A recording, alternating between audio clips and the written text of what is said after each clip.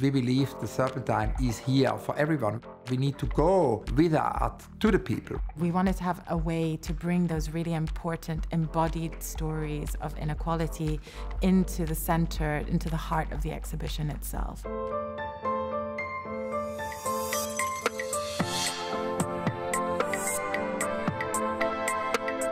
Welcome to the future.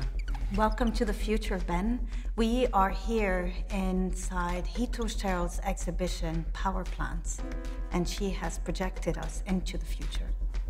The work that you do with the Serpentine is quite far-reaching, and it's a wide web of different elements that you're putting together.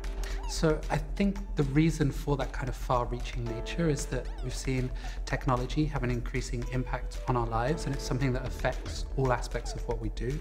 But when we started, particularly working with Hans-Ulrich about 5 years ago when I joined the gallery, we were focused on the question of how artists can play a role in shaping what that technology might do or what it can be.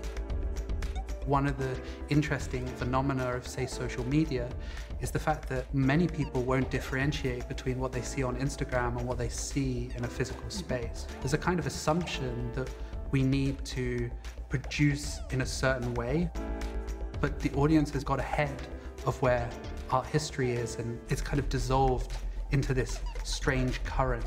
I think this is an interesting point, but I'm going to play devil's advocate with you and assume that the institution is also the platform for these technological innovations, which can be considered exciting. Everyone has seen beautiful images on Instagram, but at the same time, don't you want to go there and take your own picture?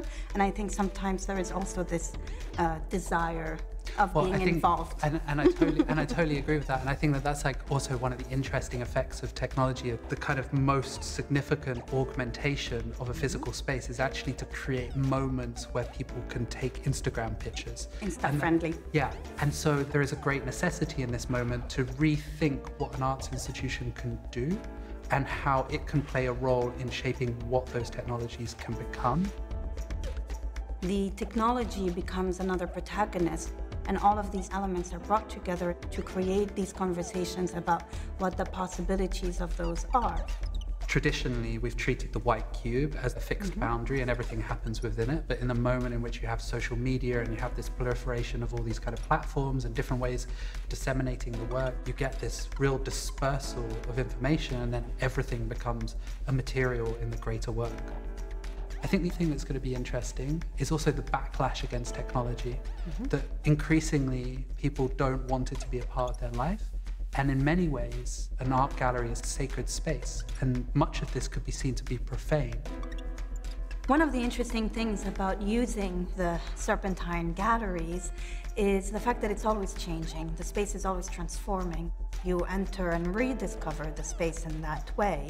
And one of the elements that we also do within our programs is taking us beyond the gallery space and beyond these different spaces, and also engaging with the local communities. I guess that we exist in this moment where everything is kind of networked. And so increasingly, institutions become more collaborative, more cooperative, and we now have entered into this space of kind of extreme plurality. And it seems very much that this is the direction of travel for institutions going into the future.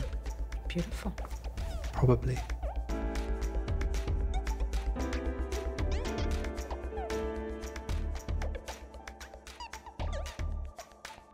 Hyundai Motor, connecting art and technology.